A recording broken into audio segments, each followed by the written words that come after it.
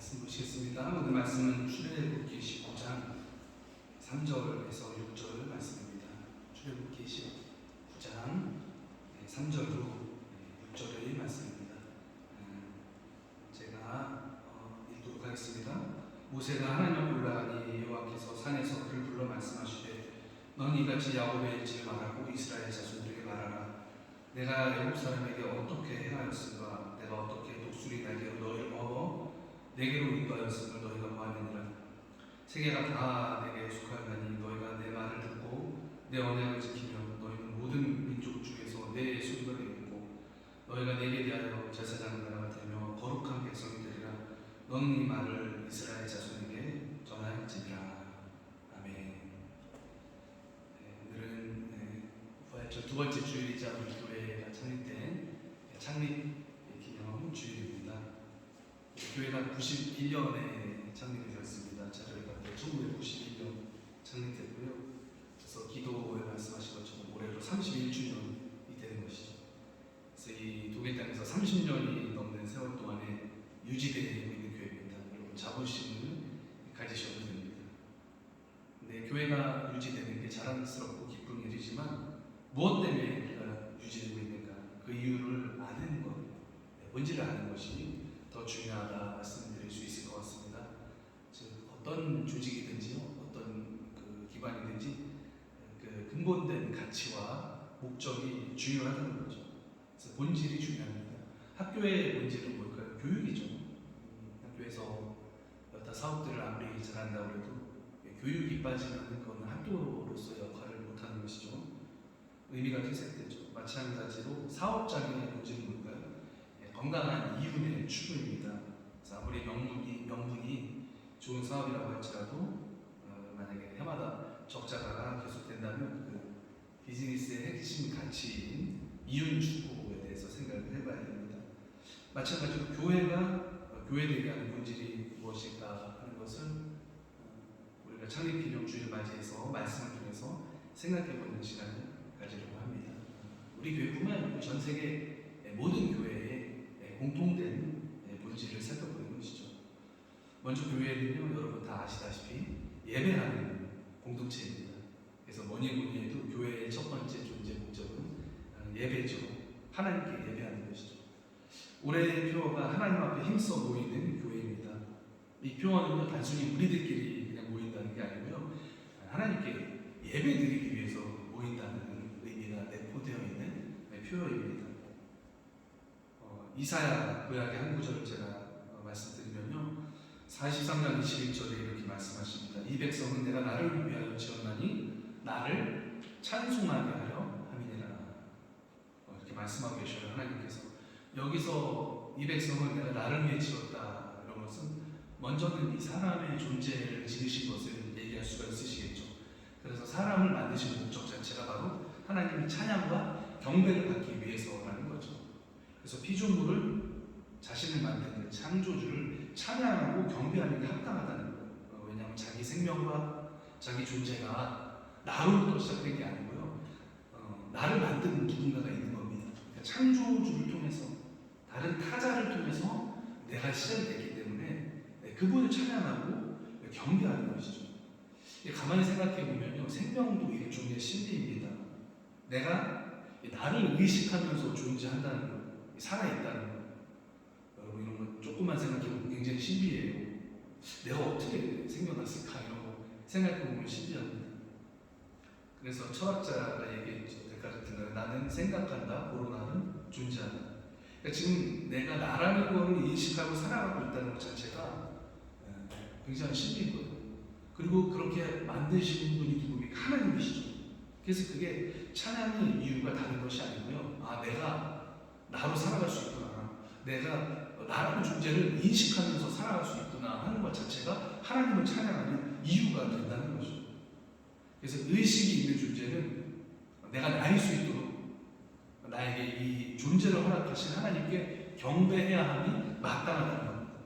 그게 바로 오늘 말씀이 얘기하고 있는 거죠. 또 이 구절을 다른 의미로 해석할 수도 있습니다. 이 백성은 내가 나를 위하여 지었나니 나를 찬송하려 하려 함이니라. 이 백성을 지으셨다 말씀하실 때 지으신 행위는 뭡니까? 바로 출애굽 사건, 이스라엘이라는 민족을 발족시키신 그 하나님의 창조 행위를 말씀하고 계시는 것으로 해석할 수가 있습니다. 왜냐하면 출애굽이야말로 이스라엘이 원래는 그냥 가문이었거든요. 가문이었는데 한 민족, 한 백성의 단위로 출범하고 발돋움한 사건이 뭡니까? 바로 출애굽이죠. 그래서 출애굽하고 나서야 유대민족이 사실 한 민족으로 대우를 받습니다. 그 전에는 왜 그랬을까요? 100명도 안 되잖아요. 아브라함 때는 100명도 안 됐거든요. 너무나 작죠, 사실은. 너무나 작죠. 물론 뭐 종까지 하면 더 되겠지만 순수 유대인 가족으로, 그리고 야곱 때 애굽으로 건너간 그 가족 하면은 70명입니다. 그러니까 100명이 되지 않습니다. 그러니까 너무 작은 단위가 되는 것이죠. 그런데 하나님께서는 60만 명이 넘는 그 유대 민족을 애굽의 종살이에서 해방을 시켰습니다. 그 당시 60만 명이면요, 나라입니다, 나라. 그러니까 한 나라를 출범시키신 거죠. 그게 어느 때입니까? 바로 출애굽 때죠. 그 이유가 그 백성과 하나님을 찬송하고 하나님을 경배하는 거룩한 백성으로 삼기 위해서 하나님께서 그렇게 하셨다는 거죠. 그래서 다른 민족들은 하나님도 모르고 우상을 섬길지라도 이스라엘 백성은 오직 하나님만 경배하고 하나님만 찬양하기 위해서 하나님이 거룩한 민족으로 세워주기 위해서 이스라엘 백성을 지으셨다는 거예요. 그 지으신 행위가 바로 출애굽 탈출이라는 거죠. 그래서 이 이스라엘 민족은 하나님만 경배해야 할 의무가 있었습니다. 왜냐하면 하나님이 그렇게 하시기 위해서 가려 뽑으신 민족이기 때문에 그런 거죠. 그런데 이것이 우리 그리스도인들도 동일합니다. 우리가 지지난주 고난주간을 지나면서 살펴봤듯이 예수님께서 6월절 때에 자기 신의 그 몸과 피를 통해서 죄와 사망 권세라는 그 이집트에서 우리를 탈출시켰습니다. 그래서 구원하셨죠. 그렇기 때문에 예수님을 믿는 주님의 교회가 하나님의 백성이 되는 새로운 언약을 맺으셨거든요. 그래서 찬양하기 위해서, 찬양받기 위해서 하나님께서 내 백성을 지었다 말씀하신 이 말씀이 우리에게도 그대로 적용이 되는 겁니다. 예수님을 통해서 구원받은 모든 백성들이 모여 하나님을 예배하고 예수님을 경배해야 될 의무가 주어졌다는 거죠. 구원받은 주님 백성의 존재 목적은 하나님을 찬양하는 거죠. 예배가 뭡니까? 예배는 바로 하나님의 존재와 하나님의 구원을 찬양하는 행위입니다. 또 하나님의 존재와 하나님의 구원을 기념하는 겁니다. 또 때로는 재현하는 예식이에요. 그 세레모니가 바로 예배라고 할 수가 있죠. 우리가 역사적으로 중요한 사건이 있으면 계속해서 어떻게 합니까? 기념하죠. 연극이나 뭐 예식이나 아니면 정말 좋은 스토리가 있으면 오페라나 이런 걸로 계속 예식을 통해서 기념을 하지 않습니까? 이 예배는 뭐냐면 이 하나님의 구원을 기념하는 이 거룩한 세레모니, 거룩한 예식이라고 할 수가 있거든요. 사람은 이렇게 기념을 하면서 인식하는 존재입니다. 기념하면서 망각을 하지 않죠. 기념하면서 그것을 내 것으로 받아들이죠. 예배 때 이루어지는 성찬과 찬양들은 하나님이 우리의 구원자시고 우리의 주인이시고 우리의 삶의 중심이 되신다는 그 고백을 공동체적으로 기념하는 겁니다. 그래서 거룩한 예식이 되는 겁니다. 그래서 하나님은요, 누가 우리를 구원하셨는지 알기를 원하시는 거죠. 기념하기를 원하시는 거죠. 기억하기를 원하시는 거죠. 왜냐하면 사람은요, 자신이 좋아하는 대상을 기념합니다. 그리고 자기를 흠모하는 대상을 기념하고 그 존재를 닮아가기를 원하거든요. 우리 연예인들 좋아하는 우리 10대들 기억 떠올려보면 됩니다. 자기가 막 방에 붙여놓은 그 사람처럼 되고 싶어서 헤어스타일도 따라해보고 또 콘서트 있으면 콘서트 표도 구해서 가보고 또 그 사람이 하는 거 그대로 친구들과 함께 해보지 않습니까? 밴드명, 밴드 같은 걸 세레모니를 해보고 이것과 비슷합니다. 그래서 하나님께서는요, 인간을 구원하신 분이 바로 하나님인 것을 알고 기념하기를 원하신 거예요. 왜? 그래야 하나님을 우리가 닮아갈 수가 있기 때문이죠. 그래서 예수님도 제자들에게 그 잡히신 음악에 나를 기념하라 말씀하셨습니다. 그래서 너희가 받은 구원이 어떤 구원이고 너희에게 구원을 준 것이 예수님의 피와 그 살이라는 것을 분명히 알고 기념하기를 원하시는 것이죠. 그래서 제자들은요, 예수님 승천하신 후에 곧바로 뭐였습니까? 모여서 예배드렸어요. 말씀을 듣고 전하고 또 성찬을 지냈습니다. 개인적으로 할 것뿐만 아니라 함께 모여서 교회로 모여서 이 일을 지켰습니다. 이게 바로 뭡니까? 그게 바로 예배라는 거예요. 그래서 예수님 승천하시고 나서 곧바로 사도 바울 또 제자 때부터 교회가 함께 모여서 주님을 기억했습니다. 기념했습니다. 이게 뭡니까? 이게 예배예요. 그래서 주님께서 하신 일을 경배하며 주님의 십자가를 기념하는 것, 주님의 구원을 송축하는 것, 그렇게 해서 공동체적으로 모인 것, 이게 뭡니까? 이게 예배라는 거죠. 그래서 이 교회는 예배 공동체입니다. 교회의 본질은 예배인 것이죠. 교회는 하나님을 찬양하고 예수님을 통해서 베푸신 구원에 대해서 공적으로 우리가 모여서 인정하고 기념하고 예배하는 것이죠. 그게 바로 교회의 존재의 목적 중에 하나입니다. 그래서 이 예배가 예배되게 하기 위해서는요, 우리 각자의 삶의 주인을 주님 앞에 놓아야 됩니다. 그리고 각자의 삶이 하나님 앞에서 이루어져야 됩니다. 우리가 모여서 예배드리고 다시 흩어져서 한 주를 살지만 그 삶의 중심에 하나님이 계시고 우리가 흩어져서 살아가는 한 주간의 삶이 하나님께 드리는 또 다른 예배가 되는 것이죠.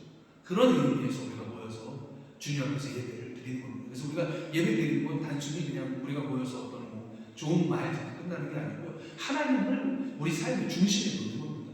이 예배가 한 주의 시작입니다. 그래서 예배 때 모여서 하나님 앞에서 한 주를 시작하는 거죠. 또 하나님 앞에서 한 주 동안 있던 걸 알아면서 한 주를 또 마무리하는 거죠. 그래서 예배는 신비한 시간이에요. 하나님을 내 삶의 중심에 딱 놓고 하나님을 구심점에 두고 질서를 갖추는 게 뭡니까? 그게 바로 예배라는 거죠. 예배 때는 또 예물이 있어야 되죠.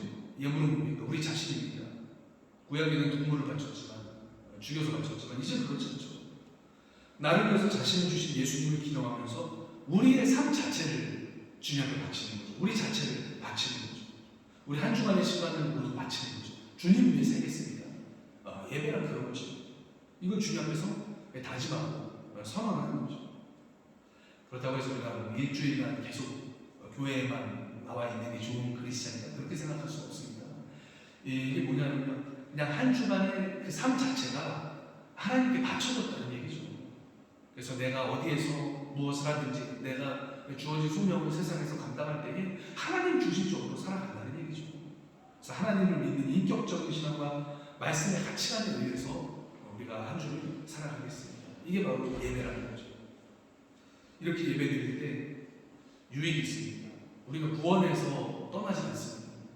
진실되게 주님 앞에 나와서 예배 드리는 자는요, 구원에서 떨어지지 않습니다. 왜? 예배 드리기 때문에 주님 앞에 나와서 주님의 구원을 매주 기념하기 때문에 그 마음의 믿음이 유지되는 것이죠. 또 삶의 중심에 질서가 잡히게 됩니다. 하나님 중심의 삶으로 살아가는 거죠. 그리고 감사드릴 일이 점점 더 많아지는 겁니다. 구원의 풍성함을 예배를 통해서 누리게 되는 것이죠. 이런 예배를 드리는 저와 우리 빌레벨트 교회가 되시기를 축복합니다. 두 번째로 교회의 본질은 예수님의 증인들입니다. 교회는 증인 공동체입니다. 예수님의 증인이죠. 그래서 우리가 삼위일체라는 말을 많이 하는데요. 삼위일체라는 고백 자체가 성자 예수님이 하나님이시다, 이걸 고백하는 것입니다. 그래서 성부 하나님, 성령 하나님, 이거는 예로부터 인정이 되었지만 우리 인간의 욕심을 입고 오신 예수님이 하나님이십니다. 이걸 고백하는 겁니까? 그게 삼위일체 교리입니다. 우리 사도행전 1장 8절에 이런 말씀이죠. 오직 성령이 너희에게 임하시면 너희가 권능을 받고 예루살렘과 온 유대와 사마리아와 땅끝까지 이르러 내 증인이 되리라. 이 말씀은 우리 주님께서 제자들에게 하신 말씀이죠. 그렇기 때문에 교회는 증인되는 공동체입니다. 예수님의 증인이죠. 그래서 증인되려면 어떻게 됩니까? 복음을 전해야 되죠. 그래서 말씀 선포도 포함이 됩니다. 이 증인된 공동체에 또 뭐가 포함이 될까요? 전도가 당연히 포함이 되죠. 또 선교가 당연히 포함이 되죠. 우리 교회의 어떤 창립 정신처럼 그 선교의 여신과 또 여기 있는 어려운 유학생들을 많이 또 돕는 선교를 많이 했죠. 우리 교회 이런 전도와 선교가 뭡니까? 바로 증인된 본질입니다. 교회의 본질 중에 예수님의 증인된 본질을 지키는 거죠.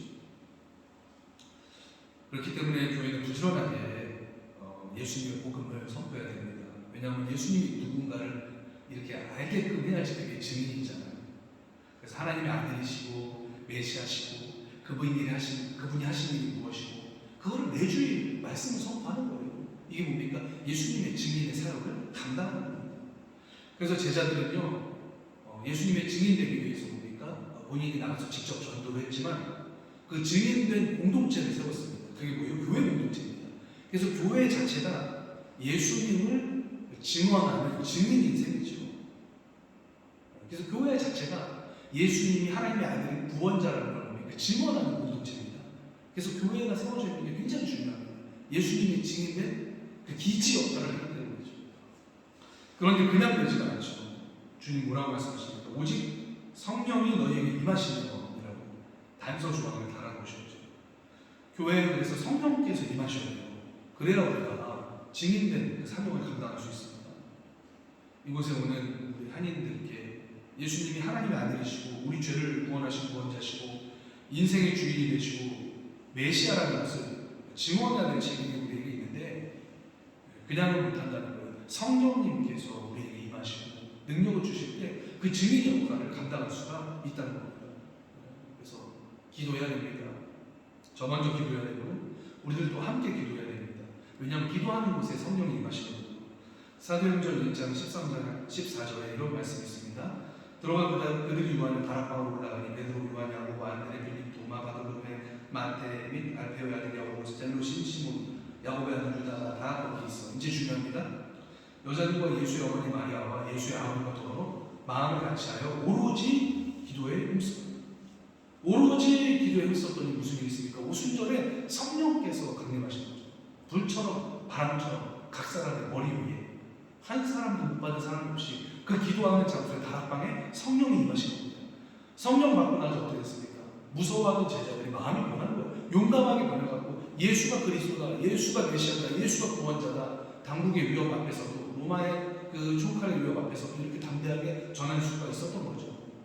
어떻게 된 겁니까? 성령 받아서 능력이 생긴 거예요. 그래서 기도 없이 안 됩니다. 그래서 우리들이 기도에 힘쓸 때 성령께서 우리를 사로잡으시고 이 증인된 일을 감당하게 하실 것입니다. 그래서 증인의 역할을 감당하게 해달라고 함께 기도하는 공동체가 되기를 바랍니다.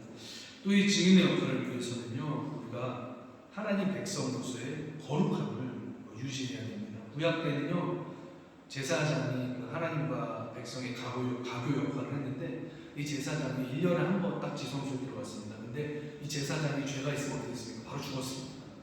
그래서 옷에 뭘 달고 들어갔어요? 방울 달고 들어갔잖아요. 방울 소리가 안 나면 어떻게 됩니까? 죽은 거예요. 왜? 죄가 있기 때문에.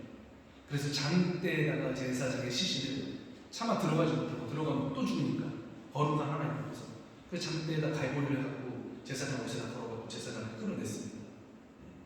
이게 뭘까요? 하나님 백성의 거룩함이라는 거죠. 그거를 하나님께서 그렇게 중요하게 생각하시고 요구하시는 거죠. 왜? 우리가 증인이 되어야 되니까. 세상은 우리를 통해서 하나님을 보거든요. 세상은 우리를 통해서 예수님이 누군지를 알거든요. 우리를 통해서 보거든요. 우리가 그러니까 주님의 창문이거든요. 주님의 아이콘이거든요. 그래서 거룩함을 유지해야 되는 겁니다. 하나님께서 이것을 우리에게 요구하는 것이죠. 예수님 그렇게 말씀하셨어요. 너희가 세상의 빛이다. 산 위에 있는 동네가 숨기지 못할 것이다. 왜냐하면 과거에는 빛이 귀했거든요. 밤에 어두컴컴하고 어디 좀 심한데요. 네, 그 시골길을 걸을 때 정말 칠흑 같아요. 근데 거기에 촛불 하나만 있어도 엄청나게 밝거든요. 근데 산 위에 동네가 있어갖고 만약에 그 동네에 집에서 밤에 불을 밝히면요 안 보일 수가 없는 거예요. 환한 겁니다. 예수님 하신 말씀이 그거예요. 너희가 세상의 빛이다. 너희가 산 위에 있는 동네니까 사람들한테 숨겨지지 못한다. 왜? 너희의 거룩함.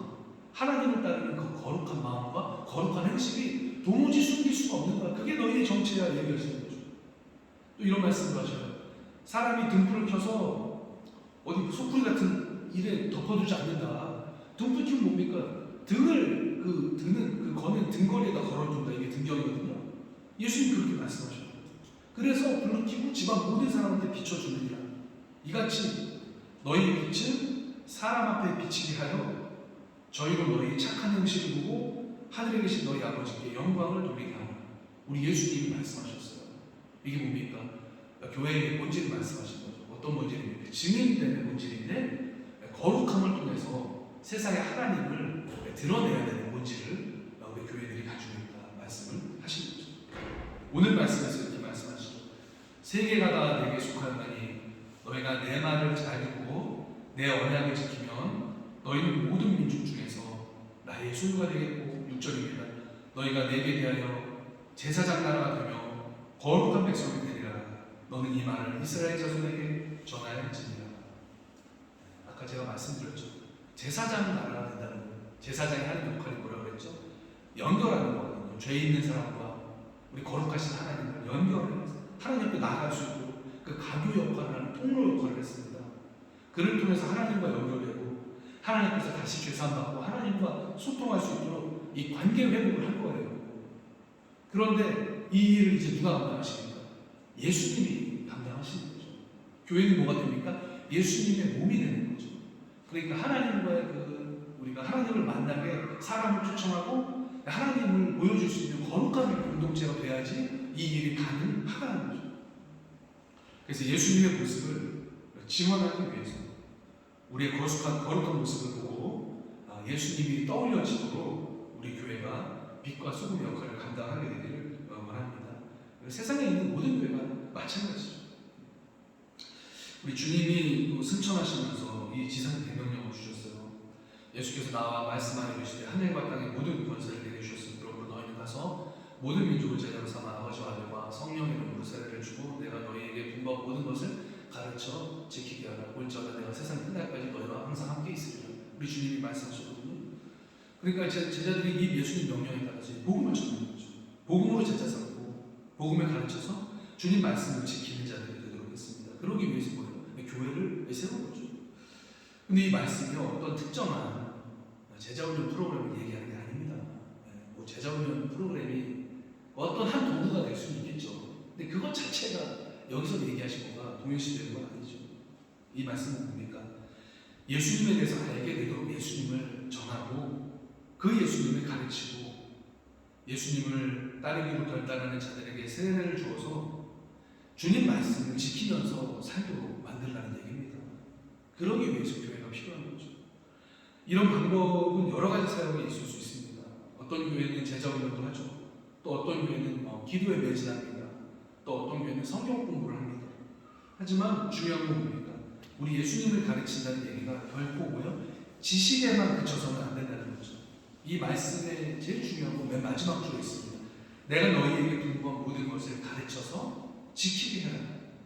그러니까 주님의 말씀을 듣는 자만이 되지 말고 주님 말씀을 듣고 뭐예요? 그대로 실천하고 그대로 사는 자가 되도록 계속해서 성장하고 성숙하고 가꾸어라. 이러한 이야기입니다.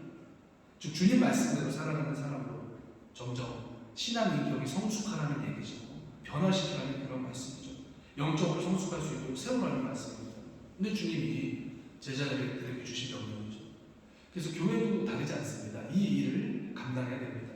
주님께 모이는 우리들이 예수님 말씀에 순종하고 그 말씀대로 살아갈 수 있도록 그렇게 점점 더 우리가 점진적으로 변화되어야 되는 거죠. 그 일을 교회는 감당해야 된다는 겁니다. 방법은 뭐 여러 가지가 될 수 있습니다. 기도 운동으로 성령 운동으로 하는 그런 계통도 있고요. 오순절기도 그렇게 하고 또 제자 훈련에 특화될 때는 제자 훈련으로 그 일을 하고요. 또 어떤 곳은 성경 공부로 그 일을 하고요.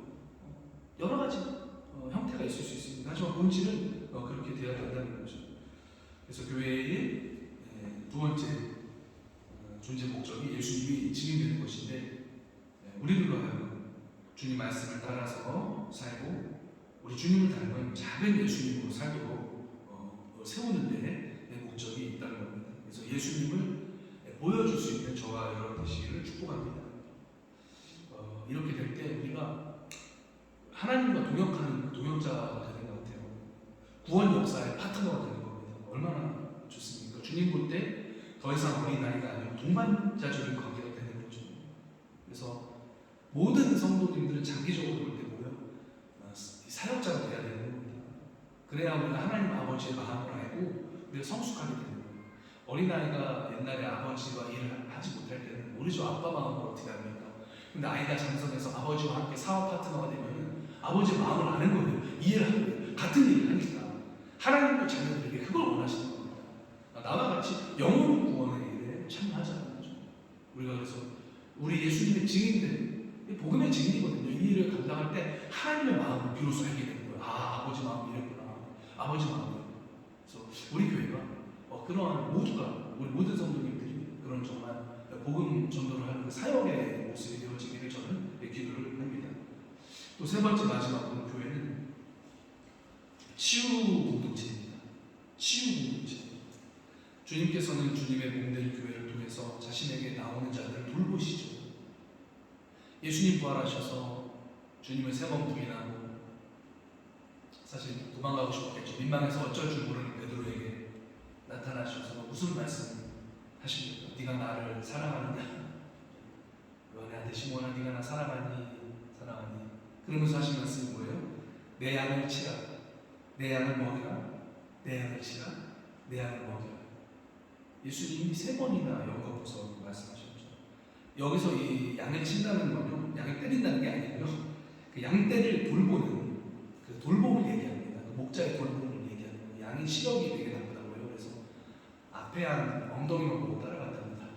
그래서 목자가 이렇게 뿔을 불면은 청력을 외쳐한다고요. 그래서 그 청력으로 목자의 음성을 듣고 따라가는 거지 한치 앞을 못 본다고 그래요. 그래서 양은 낭떠러지가 있어도 앞에 양 궁뎅이가 보기 때문에 그 양이 밑으로 떨어지면 그냥 다 같이 추락해서 몰살을 한다고 합니다. 그래서 뭐가 필요합니까? 목자가 필요한 거죠. 예수님께서 그 은유로 말씀하신 거예요. 그러니까 돌봐라.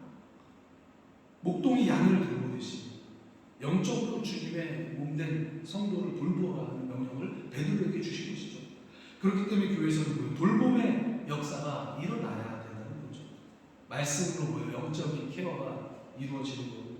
또한 기도를 통해서 성령의 역사로 말미암아서 우리가 돌봄받습니다. 또 성도 상호 간의 그 위로를 통해서 돌봄이 이루어집니다. 그래서 인위적인 돌봄은 한계가 있겠죠. 말씀과 성령의 역사를 통해서 어루만짐이 일어나야 한다는 거죠. 우리에게 왜 돌봄이 필요할까요? 말씀이 얘기하시죠. 우리는 다 양 같아서 각기 제갈 길로 갔거든요. 그러니까 우리 인간이 멀리 내다보는 것 같아도요, 하나님 보시기에 뭡니까? 양 같다는 걸 한치 앞을 내다보지 못합니다. 그래서 말씀의 인도함을 받아야 된다는 거죠. 또 한 가지 이유는요, 우리가 살아가는 세상이 여전히 뭡니까? 악하기 때문에 그래요.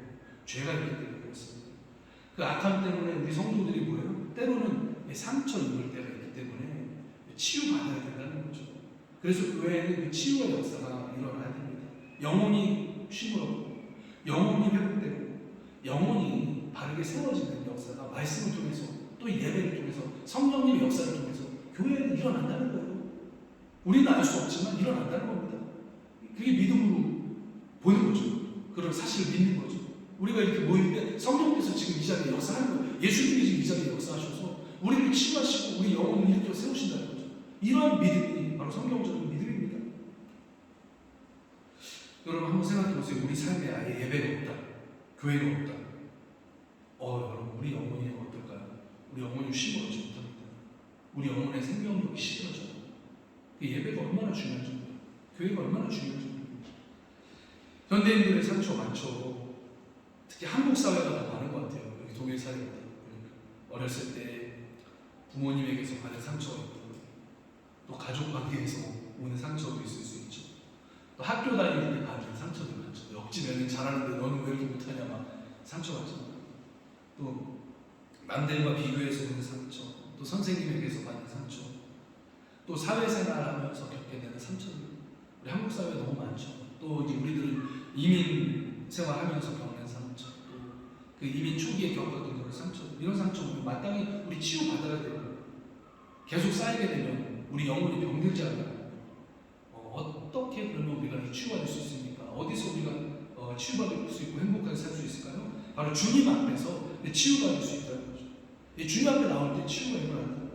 하나님 앞에 다 가지고 나올 때 치유하시는 성령의 역사가 일어나고, 우리가 함께 지체를 위해서 우리가 기도해 줄 때 치유의 역사가 일어난다는 거예요. 기도 제목을 함께 나누면서 우리 함께 붙들고 기도할 때 성령께서 치유하시는 그 역사가 일어나게 됩니다. 그래서 교회는요, 하나님께서 치유하시는 곳이, 하나님 치유하시는 병원이 됩니다. 그래서 여기서 회복돼 갖고요. 또 이제 교회는 병원도 되지만 병원뿐만 아니죠. 야전 사병부죠. 뭐가 되는 거예요? 여기에 회복되고 여기서 치유되고 그리스도의 군사로 또 세워지는 거예요. 그래서 또 세상에 나가서 한 주를 살면서 주님 말씀으로 이 사명을 감당하는 역할을 감당하는 거죠. 그래서 교회는 때로는 병원과 같이 치유를 하고 또 회복시키고 또 교회에서 훈련되어지는 그 사령부 역할을 하는 거죠. 이게 하나님의 그 신비한 역사죠. 그래서 교회는요, 이 말씀과 성령께서 이끌어 가시는 교회가 되어야 됩니다. 저는 그걸 항상 소망을 합니다. 그래서 말씀을 마무리하겠습니다. 우리 빌레벨트 교회는 세 가지 문제 가운데 늘 붙들려 있고 하나님께서 축복하시는 교회, 지금도 축복하시지만 더욱더 축복하시는 그런 본질로 나아갔으면 좋겠습니다. 그래서 참된 예배 공동체가 돼서 우리 예배 기뻐 받으시고 예배 가운데 주님이 임하시고 예배에 참석한 우리들이 모두 다 감격스럽게 성령의 기름으로 받고 그렇게 세워지는 예배가 되기를 소망하고 기도합니다. 또 우리가 증인 공동체가 돼서 독일 선교와 또 우리 한인들 선교와 세계 선교에 쓰임받게 되기를 소원합니다. 거룩한 모습으로 우리가 예수님을 보여주는 우리 예수님의 아이콘이 되기를 이 빌레벨트 지역에서 우리 빌레벨트 교회 떠올리면 아 정말 그 교회는 예수님 같아, 예수님 닮았어, 이런 소리를 우리가 듣게 되기를 한 주 동안 제가 소망을 해봤습니다. 또 우리가 치유 공동체가 됐으면 좋겠습니다. 우리가 수고하고 무거운 짐을 져서 세상에서 받은 상처들이 교회만 오면 녹여지고 또 목마른 자들이 와서 쉼으로 회복되어지는 놀라운 역사가 우리 교회 가운데서 지속적으로 있게 되길 소망합니다. 이것을 위해서 우리 함께 이 시간에 기도를 좀 했으면 좋겠습니다. 하나님, 우리 빌레벨트 교회 31주년 우리 기념주일인데 하나님, 우리 교회가 이런 소망 가득 찬, 능력 가득 찬 하나님께서 기쁘게 이 교회 땅에서 사용하시는 놀라운 공동체 되게 하여 주시옵소서. 예배, 증인, 치유 공동체 돼서 주님의 복음의 역사를 온전히 감당하게 해주세요. 이 시간 우리 주여 한번 부르고 기도했으면 좋겠습니다. 음악 틀어주시면 감사하겠습니다. 기도하겠습니다. 주여 하나님 감사합니다. 아버지 하나님, 창립기념주일을 맞이하여서 주님 교회의 본질에 대해서 하나님 또 묵상한 말씀을 나눴습니다. 하나님, 교회에 하나님께서 위임하신 명령들을 온전히 수행하는 우리가 되게 해주세요. 주님의 구원 역사를 하나님 우리가 찬양합니다. 하나님이 우리 주인 계신 우리가 인정하고 기억합니다. 하나님, 이 가운데 하나님 주님이 우리를 구원하시고 십자가의 구원의 능력 말씀을 통해서 날마다 재현되길 원합니다. 우리가 모일 때마다 하나님께서 우리 주인 되심을 우리가 더욱더 마음 깊이 자각하길 원합니다. 그래서 한 주간 삶을 살 때 주님 앞에서 우리의 삶의 질서가 세워질 수 있도록 주님 우리를 붙잡아 주시고 우리의 예배를 받아 주시옵소서. 하나님, 우리 교회 주님께서 30여 년 전에 세우셔서 지금까지 예수님의 증인으로 사용해 주시고 또 선교를 위해서 우리 주님께서 사용해 주셨습니다. 하나님, 우리를 계속해서 사용하여 주시옵소서. 이 독일 땅에서 한인들에게 복음을 전하는 데 사역을 감당하게 하시고 또 하나님, 우리 배고픈 유학생들을 잘 섬기고 돕는 교회가 되게 하시고 아버지, 또 도움이 필요한 아버지 지역에 선교를 하고 또 하나님 북한과 또 하나님 우리 아이들과 또 하나님 우리가 많은 곳을 도왔습니다. 주님께서 우리에게 저력을 주셔서 하나님 주님이 허락하시는 그 선한 마음으로 선교의 역할을 또 감당하는 하나님 선교적인 교회가 되게 하여 주시옵소서. 하나님, 또 우리 교회는 하나님 성령의 역사를 치유가 나타나는 원합니다. 세상에서 하나님 눈물 지으며 힘들었던 지체들이 교회에 나오면 힘을 얻기 원합니다. 위로를 받기 원합니다. 하나님의 성령께서 세워주신 놀라운 역사가 우리 빌레벨트 교회 하나님 지속적으로 일어나게 하여 주시옵소서. 주님 감사합니다. 하나님, 우리 교회를 떠올리면 주님을 떠올리게 하소서. 하나님, 그런 교회가 되게 해주시옵소서. 주님 감사합니다. 하나님 감사합니다. 하나님 감사합니다. 우리 교회를 받으시고 우리 교회를 사용하셔서 하나님께서 놀랍고 큰 일을 이루실 줄 믿음으로 선포합니다. 하나님, 믿는 대로 되고 내가 너의 입술에 하는 말처럼 해주겠다고 말씀하셨사오니 하나님, 우리가 다 같이 한 마음 한 뜻이 되어서 하나님 우리 교회를 향한 놀라운 비전을 품고 믿음의 말로 선포하게 하시고 그 선포가 현실이 되게 하여 주시옵소서. 감사드리며 우리 교회를 세워주신 예수님의 이름으로 기도드립니다. 아멘. 찬송 211장 찬송하시면서 준비하신 예물을 우리 주님 앞에 드리도록 하시겠습니다. 찬송 211장 값비싼 향료를 주께 드린 찬송입니다.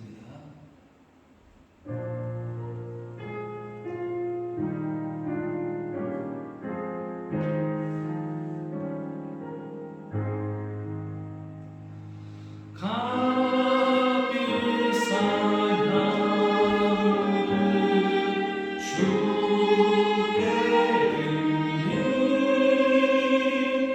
마가라 마리아 공방하소 향기를 산채로 주님께 바치리 사랑의 주님께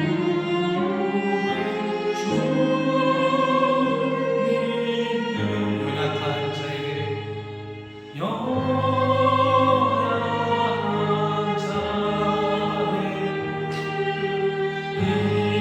힘을 주오 어두운 세상에 빛을 비춰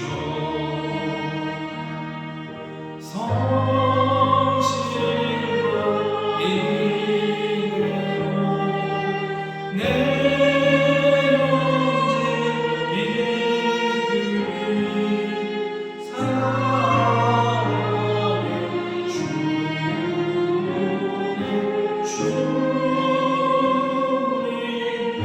두려운 마음에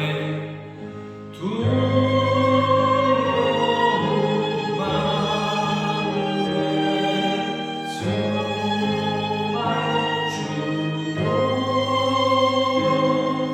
슬픈 상자 위로하며 우리 응원해 주시면 감사하겠습니다.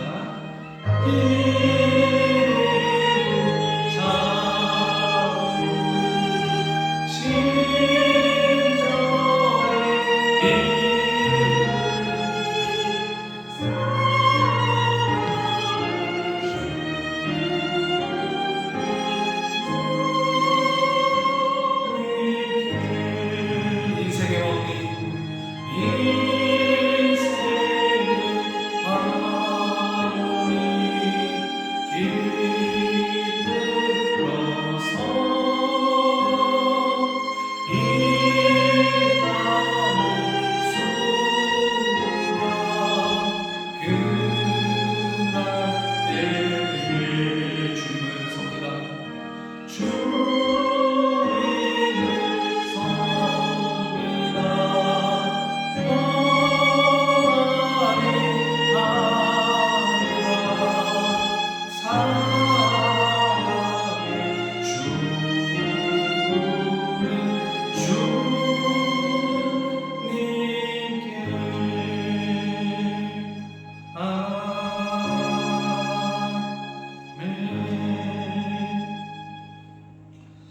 올해 교회 비전대로 주님 앞에 열심히 모여주셔서 감사를 드리겠습니다. 광고에 제가 실수로 빠뜨린 게 있는데 우리 조인건 집사님 아버지께서 또 최인건 우리 성도님 시아버지께서 이제 상을 당하셨는데 여러분 위로해 주시고 기도해 주시면 감사하겠습니다. 또 예배 후에 친구실에서 교회 생일을 축하하는 그 축하의 자리가 있습니다. 여러분 함께 우리 교회의 생일 축하를 해주시기 바라고요. 또 창립 기념 주일입니다. 우리 잠시 후에 우리 최윤근 집사님 나오셔서 우리 교회의 어떤 연역에 대해서 잠시 말씀을 해주시겠습니다. 또 교회 설립 기념이 제가 인쇄했고요. 또 여러분 예배 후에 나눠드립니다. 그렇게 길지 않으니까요. 꼭 정독을 해주시기 바라겠습니다. 우리 교회 최고 연장자시죠. 우리 최윤근 집사님 나오셔서 잠시 우리 교회의 어떤 연역에 대해서 말씀해 주시고 그다음에 제가 기도하겠습니다.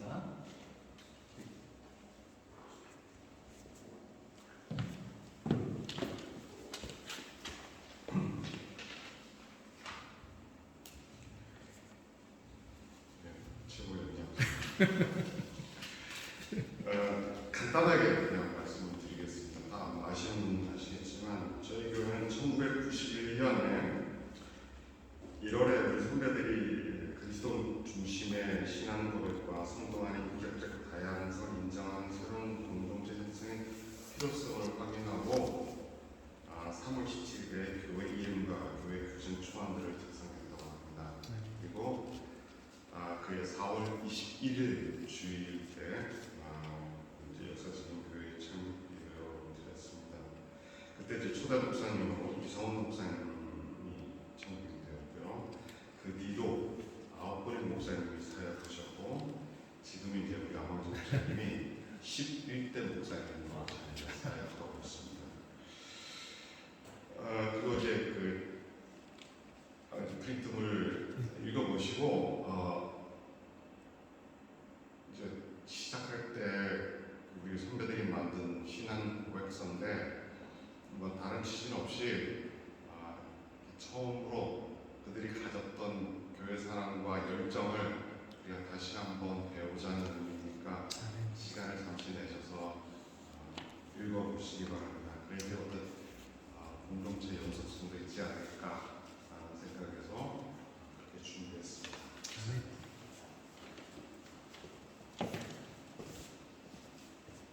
예, 감사합니다.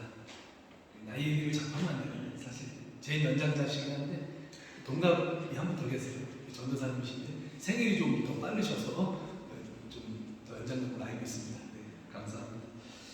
네, 우리 이제 다 함께 일어나셔서 별단의 찬양하시겠습니다. 별단의 찬양하고 제가 봉헌기도 축도함으로 예배를 마치겠습니다. 나를 봐주옵소서 찬양했습니다. 주님, 내가 여기 있사오니 나를 보내소서. 오늘 찬양하시도록 하겠습니다.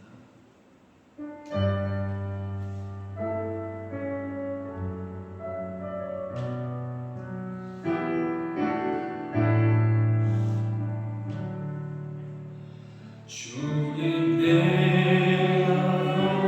여기 있사오니 나를 보내소서.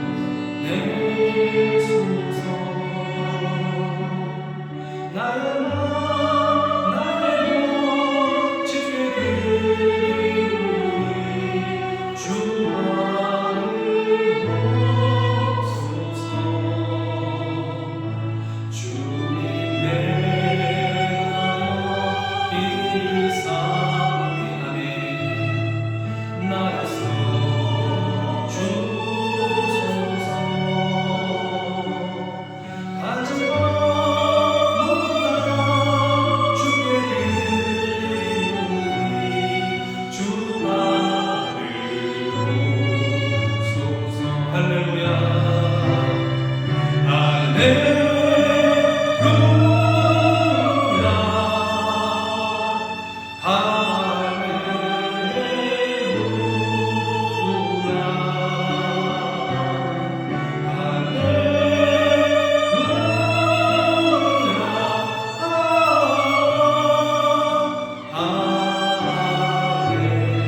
할렐루야 나를 받으소서. 나를